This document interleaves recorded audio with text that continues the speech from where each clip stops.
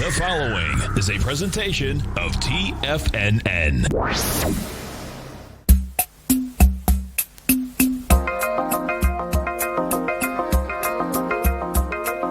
The Power Trading Hour with your host, David White.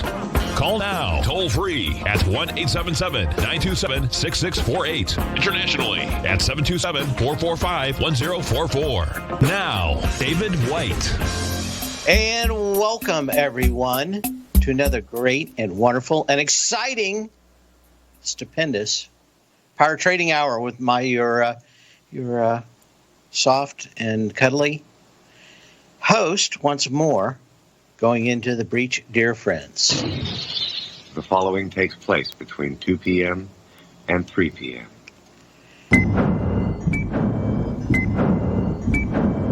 And it is a great day to be in Florida. Almost, I guess Tuesday, everything's open. Steve Rhodes commenting that they're being a little tight down there in Delray Beach. Not so much out here in the Clearwater area down to St. Pete. The beaches are crowded, but crowded because everybody's 6 feet apart, having fun. And I guess no one's figured out that UV light kills the most stringent and great virus in about 15 seconds. And, of course, I think we've got a UV index of 10 down here in Florida. So probably the safest thing to do would be outside. And salt water probably not going to do those viruses any good either. God help you drink any of it. It's going to make you sick without a virus. But kind of interesting. We're kind of lucky here in Florida. We had a really good governor who didn't listen to the doom and gloom and insayers. What do we have? A mortality rate of 10% of what New York has. The huge deaths in the nursing homes never really materialized anything close to New York's. So pretty lucky. Give a tip of the head, or a tip of the hat, a nod of the head to Ron DeSantis. Did a very good job down here cleaning stuff up and getting it back into gear. But we shall see. But summers, pandemics like this almost always go away across in the summer. Question is, how are we going to be set up for them next fall when November and December come back? But got a lot of irons in the fire. Hopefully one of them does well and becomes the go-to drug. We'll figure out a way to get those things done. Adapt and overcome. That's America. We need a lot more people with marine mentalities out there. Adapt and overcome. Anyway, great day, as we said. Had a good trade. Maybe we'll talk about that in a little bit. I think I got some emails here on it. We're off 15 points on the S&P cash, down 46 on the Dow. NASDAQ's down 50. When we look at the volume, as I said, thought that we'd really see volume fall off a cliff today, and why it was brisk probably to about 11:30, 12 o'clock. It has slowed down significantly, but we're still doing 6.5 billion shares on the 6.5 billion shares on the consolidated tape from the CBOE. But that's it. It's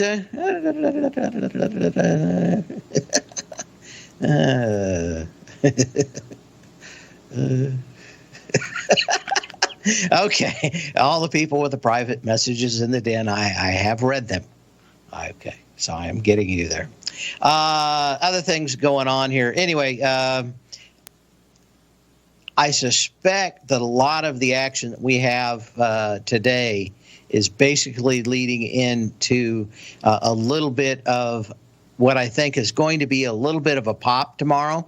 We've got NVIDIA out after the bell. I was going through a lot of the stuff that they had in line. They just did a big dog and pony a couple of weeks ago, I think on the was it on the 14th, or it was on the 10th. Anyway, I watched all the videos last night because I was working on some of my own stuff, downloading some of the new stuff and some other new stuff that I'll be working on this summer. So I was kind of trying to make some decisions on what I'm going to try to do to improve all my trading models this year. It's always kind of what I do is kind of get the best thing I can and then let it run for like 3 months. And then I'll have some big weekend like now where I'll rent some power and some big machines to run all my studies on. And then I come back, I'll modify it a little bit. Not a whole lot. I don't throw the baby out with the bathwater if it's working well, and it is working well. So we'll continue to keep an eye on that. But what I'm saying is that I'll look at the data when I come back next week, probably make a few changes in the way I'm trading. May change a few parameters about what I'll get in and what I won't get in, the amount of suitable risk across the summer. But again, everybody's still pretty highly short, so I'm looking for some kind of trading range. Maybe tomorrow we hit 3,000 on the S&P cash. Wouldn't be surprised. Maybe it's on Tuesday when we come back. I think at that point everybody kind of gives a collective gasp, and maybe we do just kind of meander around the 2,800 to 3,000 level for a while. But it's tough. It isn't clear and unambiguous. It may also be very much slower than we've seen over the last couple of months. We've gotten accustomed to our large jests of having and walking in and being able to see a big move one way or the other in the markets almost every day since the pandemic started. So summer comes, could we see tightening and less volatility, tougher to get a huge move in a single day or jump over a building in a single bound if you're Superman. But it's interesting. But I'll say that I will look at it. Now, volume is decreasing, at least today. My guess is that we probably only do about 3/4 of the volume we do today, tomorrow. But at the same point, I suspect all that volume is going to be in the morning after we kind of digest NVIDIA's results. And I really, probably should have looked at NVIDIA a little bit earlier. Got digging rather deep in it. Man, these guys are selling some expensive stuff. They're selling $1 million racks. One rack, 19-inch rack. What are they, 6 feet tall? I used to know all the specs for those to make faceplates for rack-mounted machinery. Don't remember it now, other than they're 19 inches wide. I used to know I know that they all use quarter 20, or at least the ones we bought, quarter 20 screws. We had all these special screws we bought for them. But $1 million in one rack. And they're selling these things like hotcakes. We'll talk about this when we come back. Take a little detour by history. And once again, thank God we're in Florida.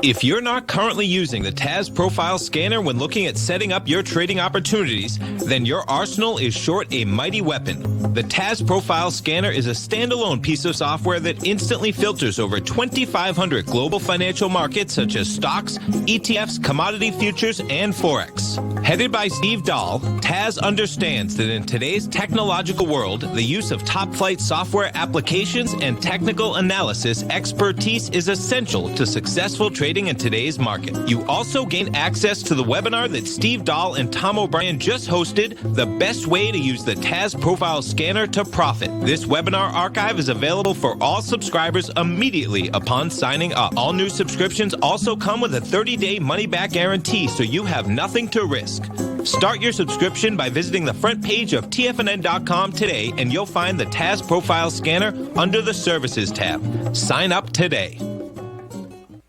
Are you in the market for buying or selling real estate in the Bay Area, including the surrounding St. Petersburg, Tampa, and Clearwater markets? Tiger Real Estate LLC is a firm that has extensive experience in the Tampa Bay area. Whether you're looking to sell your current property for maximum value, or you're in the market for a second home or investment property, Tiger Realty has the experience across all areas of real estate in the Tampa Bay area to help buyers and sellers make the most informed decisions across all price levels. From the price you should be paying per square foot in certain up-and-coming areas to the type of cash flow investment properties are capable of creating, Tiger Real Estate can help you make the best decision when it comes to all areas of the market. Before you make one of the biggest decisions of your financial future, call Tiger Real Estate LLC today at 727-329-8322 or email us at tiger@tfnn.com. That's 727-329-8322. Call us today. Larry Pesavento is hosting a special event Thursday, May 21st from 9 a.m. until 4 p.m. Eastern Time. Trade What You See, a live trading event. For the first time in over 10 years, Larry will host a live event where you'll watch over his shoulder as he trades the markets live. You'll see how he organizes his trading day, the times most likely to generate a signal, what outside information he ignores, and more importantly, what he does not ignore, and much more. Larry will trade the markets in real time, including the Euro US dollar, pound dollar, dollar yen, the Dow, and E-mini S&P, crude oil, gold, treasury bonds, wheat, and soybeans, and more. When you sign up, you get a month of his daily newsletter, Fibonacci 24/7 included. For all the details on Larry Pesavento's live trading event on Thursday, May 21st, and to sign up today, visit the front page of TFNN.com. Call now, toll free at 1-877-927-6648. Internationally at 727-873-7618.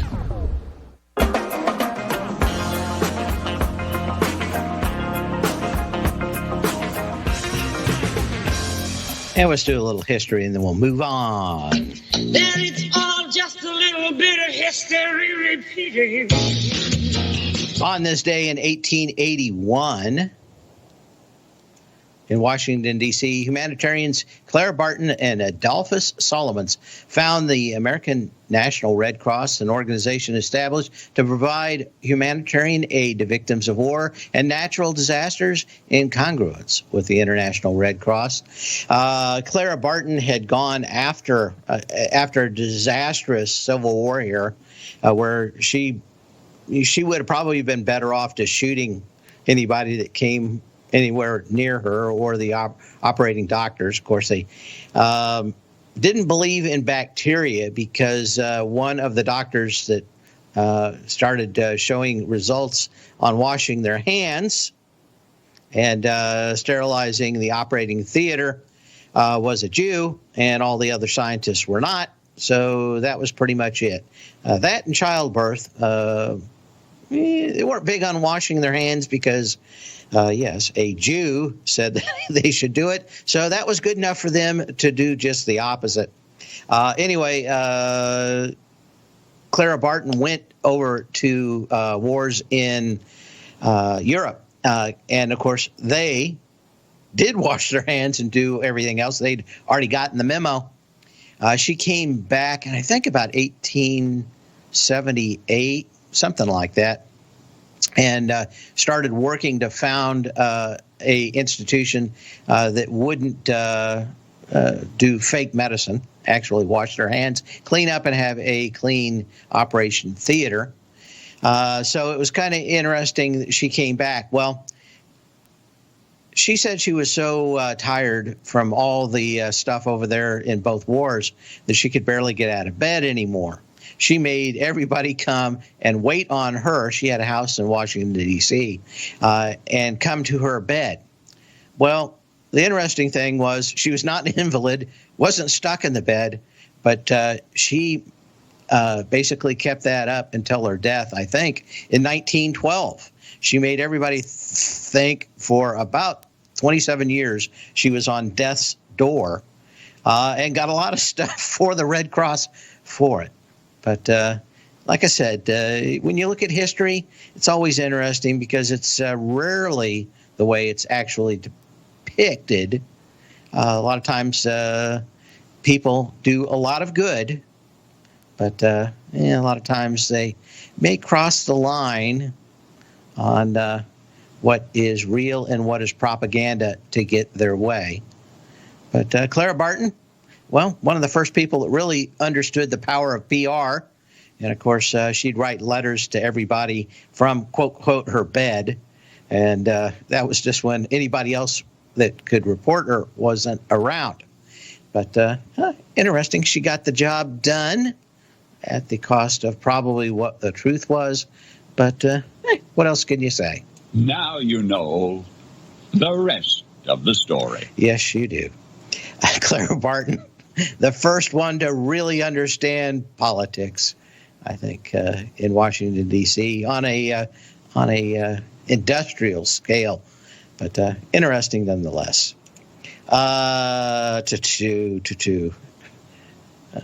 Okay, let's get to some charts here. Question came in about Facebook. Yesterday, you went through the previous high with 50 million shares. That was opposed to the high on January 29th, 224.20 with 33 million shares. You have a valid breakout. It jumped the creek. Look at those gaps that are open.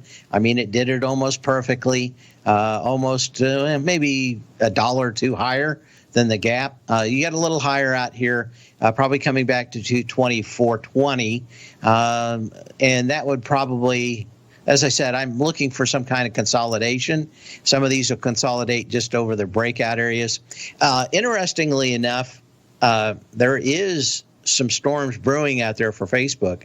Probably the most interesting to me right now is the law that Europe and the Eurozone passed on what you can and cannot do. Today, it's kind of buried, but a mother didn't want pictures of her daughters on Facebook. According to the courts there, now it's been finally gone to the Supreme Court, from what I read, and is settled law, they have to take those pictures off because the mother did not give the rights to it. And I'm wondering just how far does this go? Does it go to anybody that's minor children, anybody with kids standing in the background of any photos?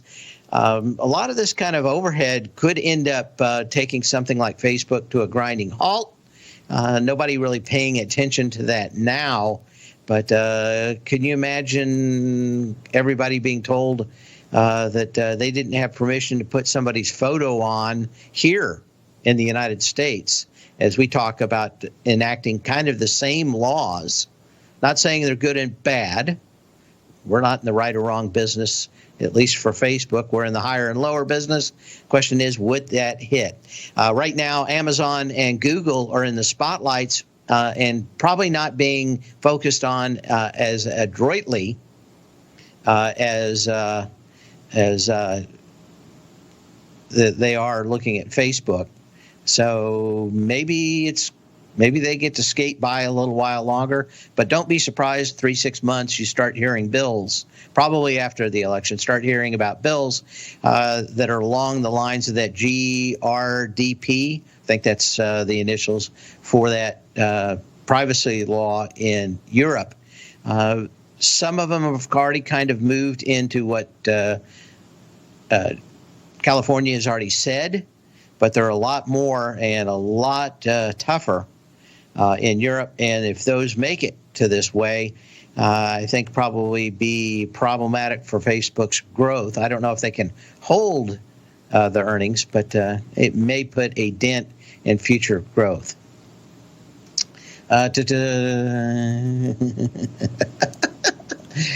Okay. Oh, I remember some people talking about Clara Barton stuff. I remember Christopher Hitchens going after Mother Teresa and showing how she was only in India about 3 or 4 weeks a year when she was supposed to be in India and with all the suffering folks. They were sending her around to get money from a lot of these despots. And man, was he a target number one for a lot of people. But he had the goods. But yeah, very few people are on that pedestal that we put them on. Certainly not me. I'm below the pedestal, probably the pedestal on top of me. Anyway, Facebook, you got a volatile breakout. Chart doesn't say much. I still suspect, though, down the road, probably after the election, you might have issues. We were looking at Netflix, but we'll have to wait till this comes back. So we said starting to see a lot of those expenses maybe starting to weigh on Netflix, along with the binge overload. Can we say that? Is that what it's called? Binging overload for Netflix. We'll be back in a minute.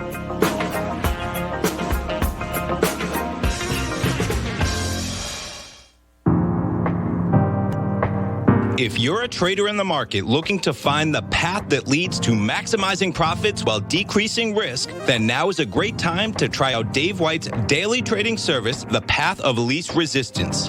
Through the use of options and equity trades, Dave advises his subscribers on a daily basis of the current market conditions and what possible trade setups are on the horizon. The Path of Least Resistance is published every trading morning, often with updates intraday when initiating trades or closing out positions. Dave White has advised his clients of some outstanding winning options and equity trades in recent months, and now is a great time to try it out for yourself. New subscribers to the Path of Least Resistance receive a 30-day money-back guarantee. See for yourself the types of options and equity trades that are available by signing up for the Path of Least Resistance today by visiting the front page of TFNN.com and selecting the newsletter tab. Sign up today. Hi folks, Tom O'Brien here. If you'd like to get my daily newsletter, Market Insights, then now is a great time to sign up for a 30-day free trial. Every morning by 9:30, I send out my morning letter to subscribers with market commentary on a variety of markets, currencies, and commodities to keep investors up to date on the day's trading action. Included in Market Insights are specific buy and sell recommendations for stocks, ETFs, and even options, with stops and price targets included for every trade in my newsletter. If you'd like to try my newsletter risk-free for 30 days, then head over to the front page of TFNN and you'll find Market Insights under Trading Newsletters. I use my years of trading experience to bisect and dissect the market every morning and give my subscribers the most important information they need to know for the day ahead. I even issue afternoon updates for my subscribers whenever warranted with important market action.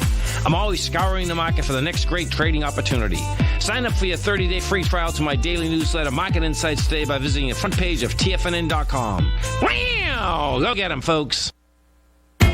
TFNN is excited about our new software charting program, The Art of Timing the Trade Charts. In collaboration with Tom O'Brien and using his best-selling book, The Art of Timing the Trade, Your Ultimate Trading Mastery System, David White has programmed an outstanding piece of software that will complement any trader's methodology. Using this first-of-its-kind program, The Art of Timing the Trade Charts allows you to scan thousands of stocks for Fibonacci formation setups, including Gartley's, ABC's, butterflies, and much more. The Art of Timing the Trade Charts is designed to help you when scouring the markets for stocks just beginning to form the trading patterns that many investors spend days, weeks, or even months searching to find. And right now, we're offering licenses available at only $79 a month. We are so confident that you're going to love this new charting software that will even give you a 30-day unconditional money-back guarantee. Don't miss out on this incredible new piece of software. Get your copy of The Art of Timing the Trade Charts today by visiting TFNN.com. This segment is brought to you by Think or Swim. For more information, just click the Think or Swim banner on the front page of TFNN.com.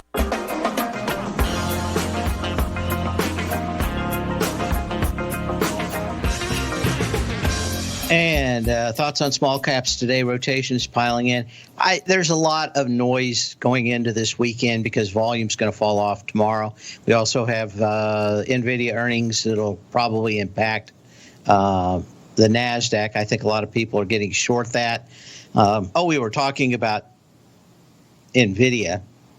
We'll get back to that. I've got another question going on here. But, yeah, at this point, going into a 3-day weekend, light volume tomorrow, I wouldn't put a lot in what's going on other than everybody getting positions cleaned up to go into the long weekend. I'll be much more impressed by what happens Tuesday and Wednesday of next week, and as we go into fund buying the end of next week. It's a 4-day week. Tim Ord, who normally comes on every 2 weeks, won't be on today. He will be on a week from today. I talked to him a little bit, and I just thought, hey, there's not a lot going on. It'll be I'd much rather have his opinion after we get trading a few days next week than his opinion today. Anyway, got email here. Okay. Dave, you had a real good trade on dust. Yesterday, I got in at 25.25 and sold at 28.50 today. I know you put the chart up there in the newsletter. Can you go back through it and tell us how you set that trade up? Yeah.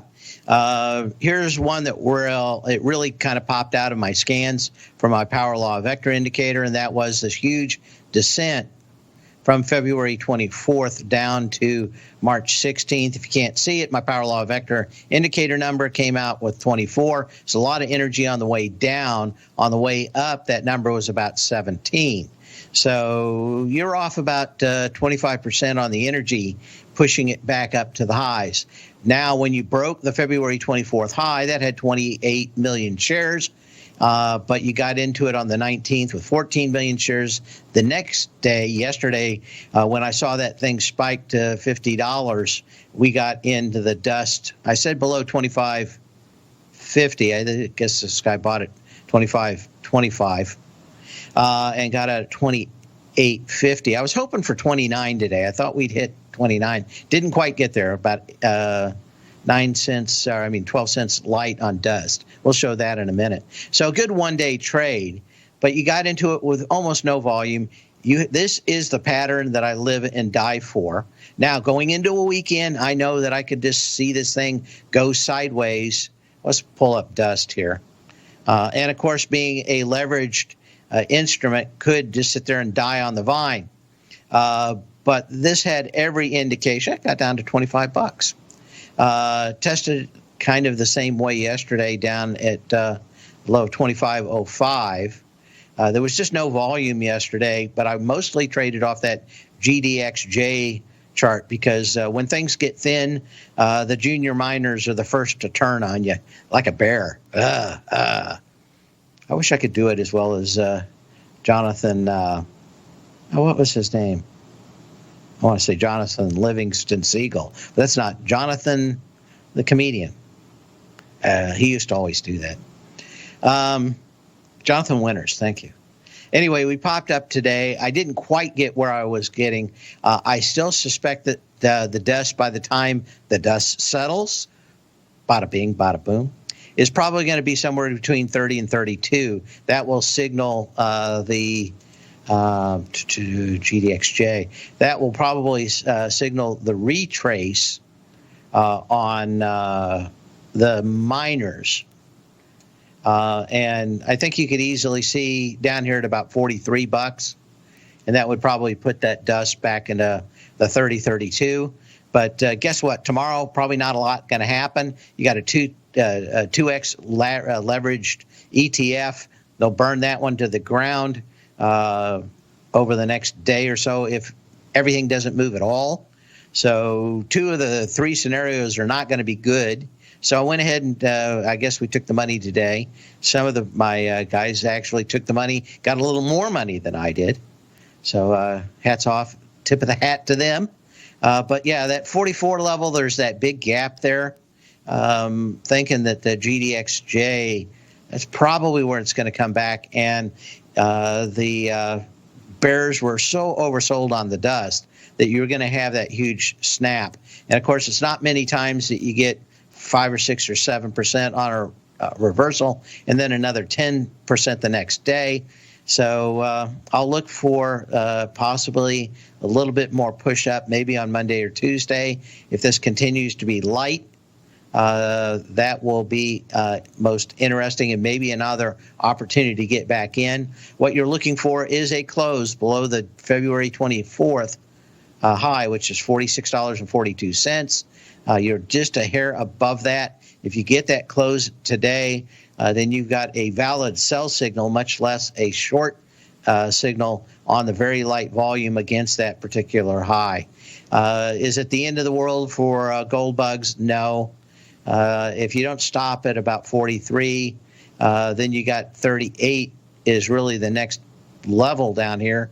And, everybody right now, if there's a commodity that warrants the title of a cult, the equivalent of a cult stock, it is gold. My guess is that everybody will come after it hook, line, and sinker at 43. It would take probably something significant, I think, to bust that. But I think there is a good pullback in that, and a little bit of money in being short gold miners in the near future, maybe not for the long term. We had earnings out after the bell last night and this morning. Best Buy was a little bit ahead of itself. It gapped down this morning, but you're still at $80. Volume's okay, but if you would have said 6 weeks ago that Best Buy was going to go to 87 and still hold maybe around 80 after the pandemic, I think most people would have called you crazy, nuts, insane. They call me all those things anyway. But could be a whole lot worse.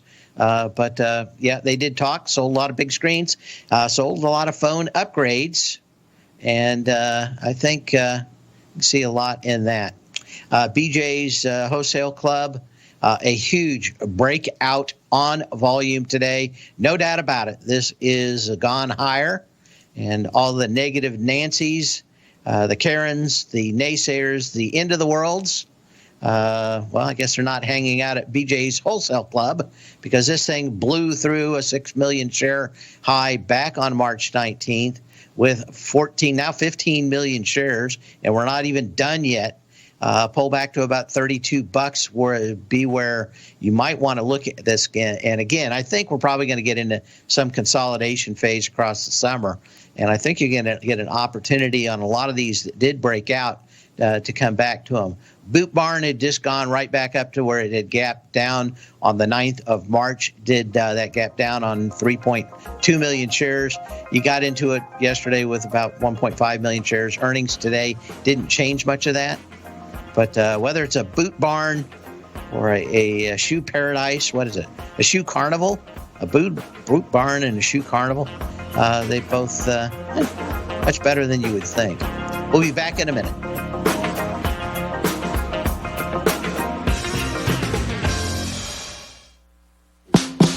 Larry Pesavento is hosting a special event Thursday, May 21st from 9 a.m. until 4 p.m. Eastern Time. Trade What You See, a live trading event. For the first time in over 10 years, Larry will host a live event where you'll watch over his shoulder as he trades the markets live. You'll see how he organizes his trading day, the times most likely to generate a signal, what outside information he ignores, and more importantly, what he does not ignore, and much more. Larry will trade the markets in real time, including the Euro US dollar, pound dollar, dollar yen, the Dow, and E-mini S&P, crude oil, gold, treasury bonds, wheat, and soybeans, and more. When you sign up, you get a month of his daily newsletter, Fibonacci 24/7 included. For all the details on Larry Pesavento's live trading event on Thursday, May 21st, and to sign up today, visit the front page of TFNN.com. If you haven't checked out the newsletters page of TFNN.com, what are you waiting for? All of the TFNN newsletters are informative, up-to-date, affordable, and a must-have for every trader looking to gain a competitive informational edge in today's markets. TFNN newsletters cover every aspect of the markets to offer you the very latest in market news. Plus, new subscribers get to test drive our newsletters risk-free for 30 days. From all aspects of the markets, including stocks, bonds, metals, commodities, and tech, there's a newsletter to fit your needs exclusively from TFNN. Stay informed each day you trade and get that competitive edge that will help you stay ahead of the game. Visit our newsletters page by going to TFNN.com and click the newsletters button near the top of the page. TFNN.com, educating investors.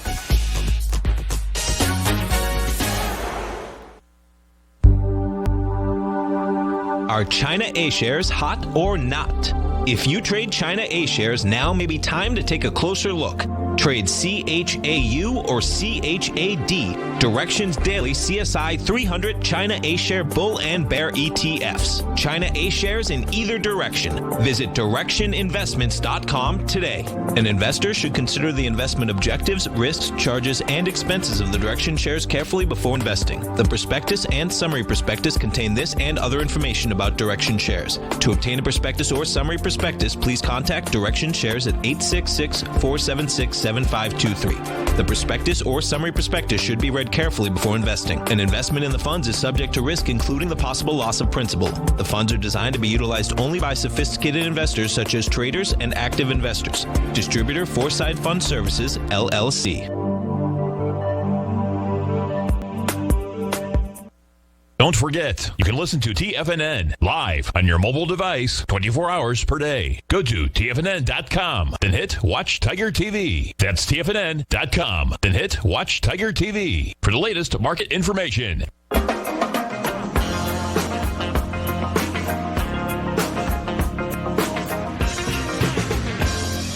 And we're back. Got a good question in the den. It says, how do you use put calls to determine market bias, Dave? Could you explain these, please, as an indicator tool? One is I watched the trend on how they go. I compare the VIX put call ratio to the total equity put call ratio. I've got that up on the screen now. It's in every edition of my Tech Insider. Or not Tech Insider, my path of least resistance. Let's keep the newsletter straight, folks. Anyway, so if you look at this, I've got the VIX put call ratio percentage, which is 52 for yesterday. The equity put call ratio is 33. That means that they're buying not many puts to the calls. A lot of people were rather bullish, but those the difference between the equity put call ratio and the VIX put call ratio are just those stocks that are out of the money. That doesn't include any premium or any, intrinsic value, but the other one does. And what you'll see is what we have right now, which is the VIX PC is moving up. That means people are buying insurance on out-of-the-money puts and calls. Meanwhile, the equity PC ratio is going down. It was 33 yesterday, but what do we have on the 13th? It was 42, 39, 36. So you're seeing that start go down. You also see that actually a little just the opposite, where we had a put-call ratio of just 21 on the 15th. I was pretty sure that kind of total lack of looking for a big move in the market was probably short-lived, and we're probably still going to be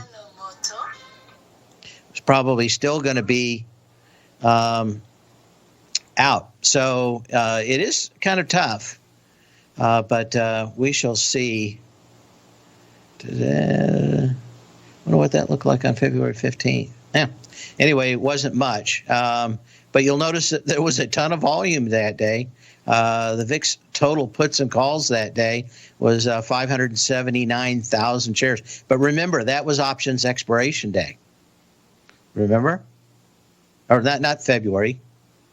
Oh, what that looked like on the February 15th, not May 15th. Ah, okay. Anyway, now I'm tracking you.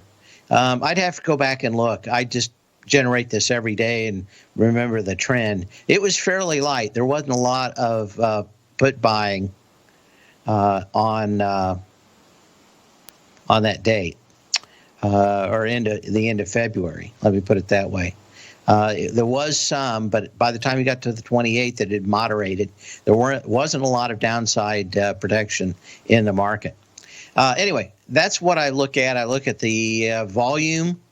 I look at the ratio of the puts and calls from the VIX to the equities, and that tells you a great deal. That tells you that a lot of people are deciding that the market's not going to move very much, or they think it may move a whole lot and they're buying protection with the VIX, or they're just in the equities themselves, but those equities are probably a lot more in the money equities than they are in the straight out VIX. So if you look at that over time, you can get kind of a good read on it. I use this actually in my machine learning model to go back and extract kind of a better pattern. But you also want to use something like a Kalman filter on it, because this thing is rather lumpy, and the best cure for lumpy data is a Kalman filter. We talked about that, I think, on Monday in the newsletter. Yeah, good episode of the newsletter. Had very many subscribers talking about it. But there's a good, if you go to YouTube, just put in Kalman, Kalman filter, you'll see a lot of people describing it. It's not as hard as they make it sound. I think that there are a bunch of add-ins to do it in Excel. I think I did it, and it took me all of 15 minutes to program it myself. It's not very complicated, but it does work extremely well. And if you start it a couple of days before you actually want the data to do something, it homes in incredibly fast. Probably I have a lot better feel for it than I ever have for moving averages. But again, it's much harder to visualize, much better to have a model that tracks it over time. So anyway, that's it on that question. Okay. I think if I answered it, did I answer it? I think I did. There it is. I look at all the data, look at the out of the money compared to the in the money puts and calls volume, and what I see in some of the bigger stocks. Okay. Okay, we're off 21 on the S&P cash. Dow's down 110. Nasdaq's off 86. Okay, what do I think is going on here? Okay, where do you see the SLV going? SLV. I've got a little bit bigger problem with silver, as it probably doesn't act as well as the gold miners, which give me kind of a heads up on that. I think because there's so many gold miners, or at least a lot more, that I get a little bit better. There's probably an ETF that I could probably work on a model for. But again, there's a lot more gold stocks than there are silver stocks. You had a lot of push higher here in the SLV. You're coming back, volume's a little stronger. $15.25 looks like a pretty good resting spot for silver right here. And that would just be coming back to this breakout area that had a lot of volume. That's the 15th. So that was expiration day. So, if you just get back down to 15.5, something like that, 15.25, maybe in a perfect world, you'd get it to fill this entire gap that started the first time back on March 12th and continued on the opposite way on the gap up back on the 15th. That tells you right there you've got two gaps, and the art of timing the trade charts shows that incredibly well. Thank you, Dave. Of where significant is. And I have to say that why it's very hard to put any kind of math or model on gaps, the amount of double gaps that you get over time is rather amazing. And they show you just where the markets jump through ice and break through ice and jump the creek. Got to remember my Wyckoff terms. You got the same thing down here at about $13. You've got one gap down, and then of course it gaps right back almost all the way, and almost jumps the other side of that gap back on, what is that, the 24th of March. So gaps are important, man. It makes me think of that Supreme Court judge who said, I don't know what pornography is except when I see it. So I don't know how to write a law against it. It's one of those things. You know it when you see it. We'll be back in a minute.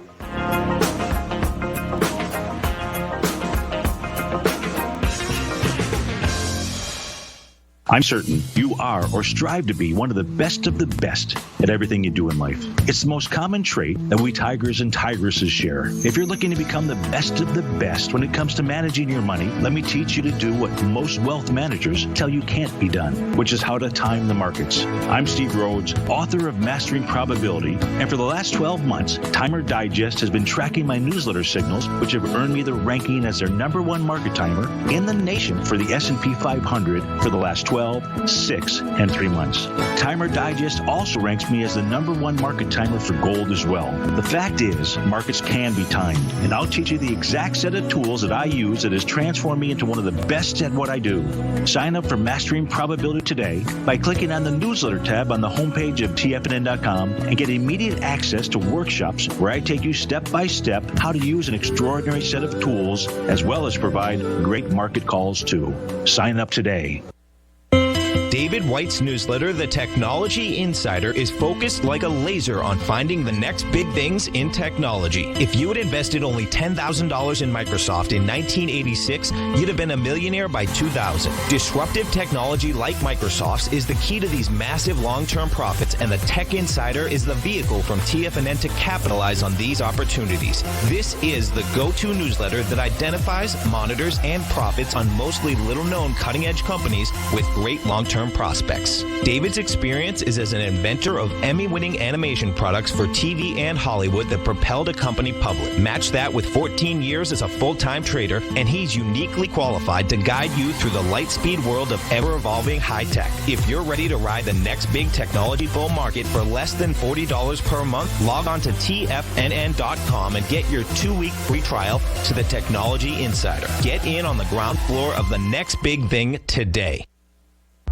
With markets trading with extreme volatility and peaks and troughs everywhere, regardless of what you're looking at in the markets, this is a great time to see the type of analysis Basil Chapman delivers for his subscribers every market day with the Opening Call newsletter. Basil has been analyzing markets, providing his take for subscribers to his trading services since 1984. Every morning, Basil publishes an update for his subscribers, along with weekend and evening updates when warranted. The Opening Call provides traders a daily market overview with regard to the direction of the key indices, selective stocks, and commodities, along with specific recommendations, including stops and targets. You also gain instant access to Basil's subscriber webinar archive from earlier this year, a dark cloud cover, and essential market analysis. Ride the Chapman wave today by signing up for the Opening Call newsletter on the front page of TFNN.com under the newsletter tab. New subscribers get a 30-day money-back guarantee, so you have nothing to risk. Sign up today. Catch Tom O'Brien, professional trader and educator, founder of TFNN. Also, a special guest on CNBC. Tom will bisect and dissect the markets. The Tom O'Brien Show, next on TFNN.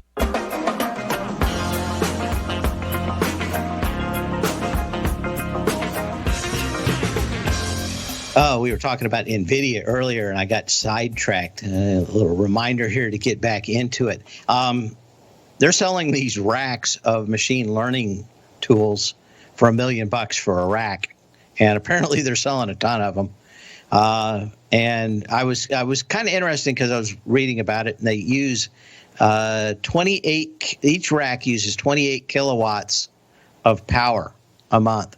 And I thought, okay, how much does a usual average house use in the United States? 28 kilowatts of power every month. And the reason that they're selling these $1 million racks so much is it uses a fourth of the power that the previous model they had does, and is 500% faster. That's what it was. So these guys continue to pick it up and lay it down. I think a lot of people are getting on the short side of NVIDIA and thinking that the market's going to go down a lot tomorrow on NVIDIA. I am not so sure. Earnings out after the bell. I'd keep an eye on it, but when you look at the different markets these guys are in, we'll talk about it tomorrow night with with Tom O'Brien in our Tech Insider Hour, because I did spend a lot of time, several hours last night, going through what these guys have. And I have to say that I kind of feel like I fell down on the job a little. These guys in the last quarter have put a lot of things together. Now, I don't know if that goes to the bottom line, maybe into next quarter, but they say your ship never comes in if you don't send it out. Well, these guys sent a lot of ships out. And from what I can tell, looks like most of them are coming in. Very hard to see how they're doing a lot wrong. They own the video card business. They pretty much own machine learning, and they're doing a very good job of all that stuff. But the proof will be in the earnings tonight. I think there's a reason that they broke out before earnings, though. Maybe they come back a little bit, but I have a feeling a lot of people are getting way short in advance of NVIDIA's earnings. In the meantime, sell when you can, not when you have to. We will see you here tomorrow. Same bat channel, same bat time.